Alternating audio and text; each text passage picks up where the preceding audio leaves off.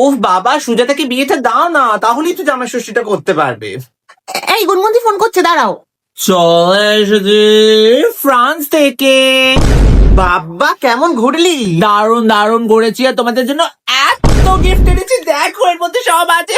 সব বাড়ি বাড়িতে চলে যাবে, কোনো চিন্তা নেই। বাবা গুনগুন থেকে ভালো রে, কত চিন্তা করিস আমাদের জন্য। আরে বাবা, ওখানে গিয়ে একটা সাদা চামড়ার মুরগিকে পটিয়েছিলাম, আর ব্যাস মাথা মুড়িয়ে শপিং করে নিয়েছি। শুধু টাইমে টাইমে একটু খাবার দিতে হচ্ছিল। সত্যি গুনগুন, তুই পরকিয়া করিস কি যাই করিস, তোর মনটা কিন্তু আজীবন ভালো, আমি সব সময় বলে এসেছি। সত্যি তাই, গুনগুনদির মতো বান্ধবী যেন ঘরে ঘরে হয়। ও মাই গড, আমিও এই এক সেকেন্ড, ফোন আসছে। Hello. What? No! No, no, no, no, no, no, please, no! Don't do it! No! কি হয়েছে? আমার এই ফ্রান্সের ছেলেটা ফোন করেছে, জানো, আমাকে বলতে আমাদের গোপন ভিডিওটা কি ভাইরাল করে দেবে, আমার কাছে টাকা চাইছে।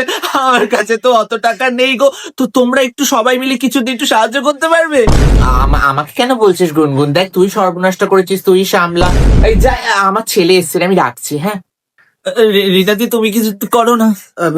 দেখ, আগেই বলতাম এসব পরকিয়া টরকিয়া করিস না, এবার তুই করেছিস, তুই সামলা, আমরা আর কি বলবো। হ্যাঁ যাই, এই আমার শাশুড়ি ডাকছে, আমি রাখলাম। হ্যাঁ, সুজাতার মা, তো তুমি কিছু করো, তোমার ভাসুর তো পুলিশে আছে, বলো। এসব কথা বাইরে আনতে নেই, তুমি গোপনে করেছো, গোপনেই সামলাও। আমি পরে কথা বলবো, রাখছি। কোনো ফোনই আসেনি, সবটাই ছিল নাটক। আসলে মুখোশ খোলার জন্য নাটকটা আমাকে করতেই হলো। ভালোর সময় আমি খুব ভালো, আর খারাপের সময় কেউ পাশে নেই। এরকম বন্ধু হইতে অতি অবশ্যই সাবধান।